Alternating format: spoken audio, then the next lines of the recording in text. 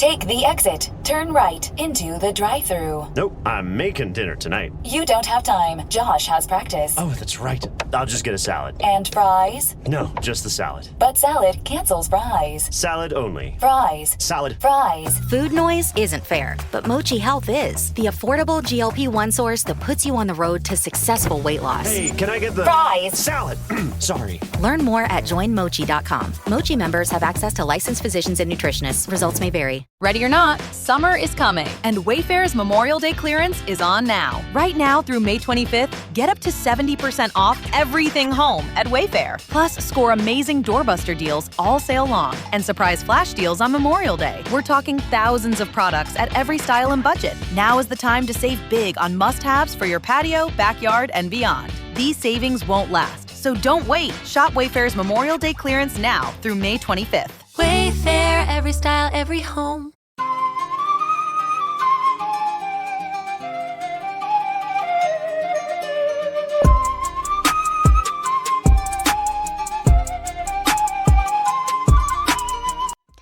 Hey guys, welcome to You the Boss Podcast, episode 76. I'm your host, Pam. And today we're going to be talking about how to stop comparing yourself and to start competing with yourself.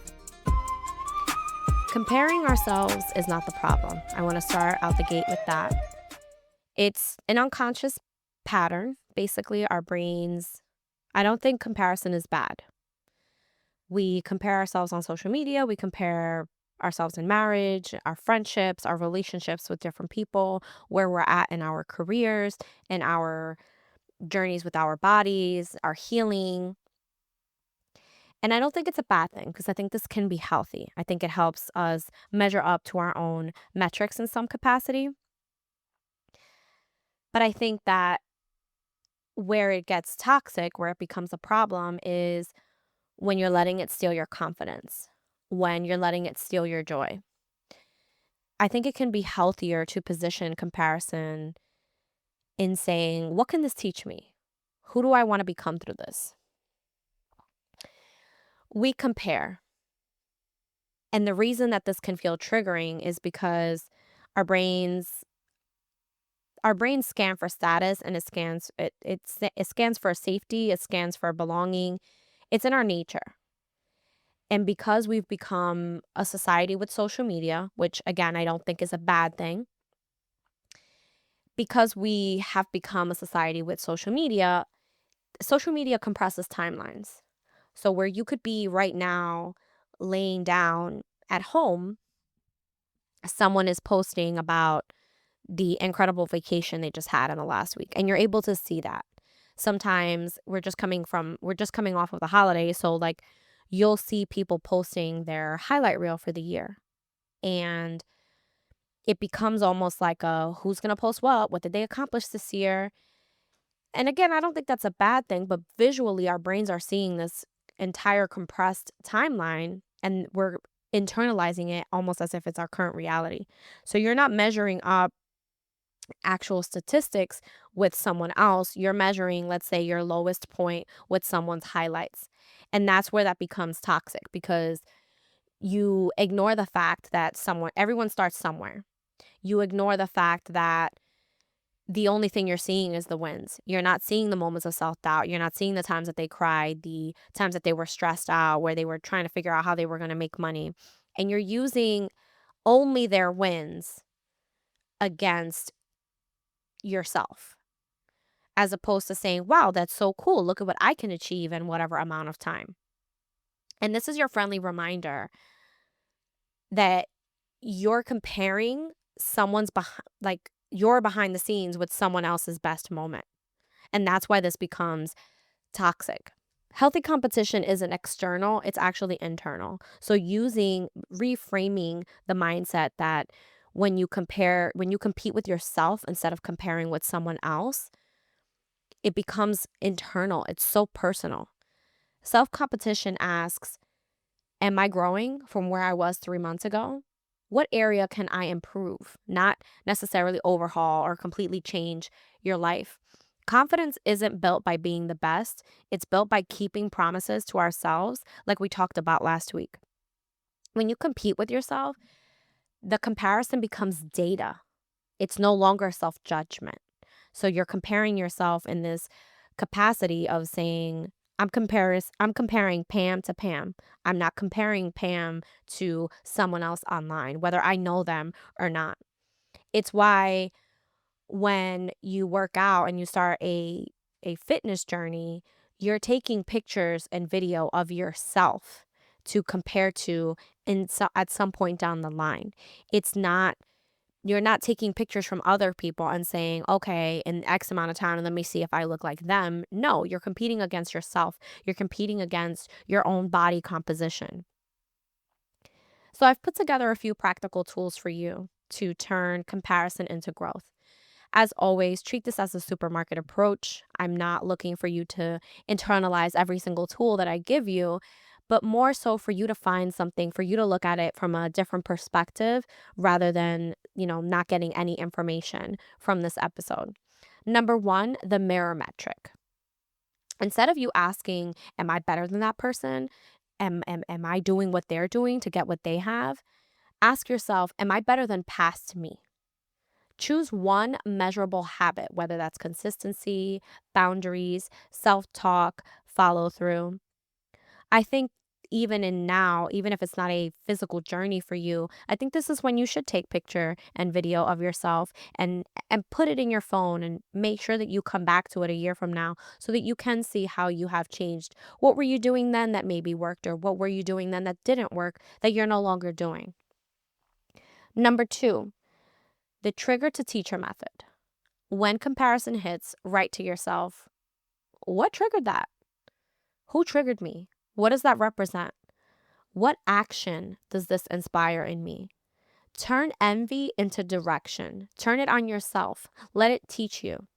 No, it's not always going to be seeing someone else in a different light and taking it to teach you something. It's not going to happen every single time because that's just not how we are wired.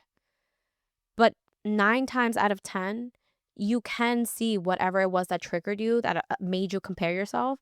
You can take it and turn it on yourself and say, what does this inspire for me? What does this represent for me? What does it highlight? Let it give you direction. Number 3, identify 1% wins. Progress doesn't need to be dramatic. We talk about this often on this podcast. Progress over perfection. Ask yourself daily, what is one small win that I can stack today? Maybe it's recognizing that you did XYZ towards that one goal that you have at the end of March. Progress is never dramatic. The real wins are never really dramatic. They are consistent. Momentum over motivation every time. Number 4, which happens to be my favorite, comparison fasting. What that means is taking intentional breaks from environments, conversations, what you consume as far as media, whether that's online or through streaming or news outlets, and pulling away from those environments that trigger your spirals, pulling away from those environments that put you in a comparison against someone else rather than yourself mindset. Sometimes that can look like muting your friends. If you have a podcast and you're listening to this and you haven't posted in a while, or maybe you feel like you just don't have enough content, or you see consistency or something of the sort, I won't take it personal if you mute me. First of all, it wouldn't alert me, number 1. And number 2, you're protecting yourself. You're putting yourself in a mindset where you're saying, you know what? That's not where I'm at right now. I need to revisit this. I need to recalibrate. And that's okay. You can do the same with your friends. If right now they're traveling and you're just in a position in your life, well, you're not able to travel. Maybe they're in a different season of life and they're getting married and buying a house and those things, and you just got a new job. It's okay to mute other people. It's okay to still be happy for someone and still engage in that for them, but also saying, you know what, I don't want to see all of this on my feed all the time. Putting it into better words, you can control what it is that you consume, at least to some degree. And that could be potentially putting in words even on social media. I share this a lot with my friends.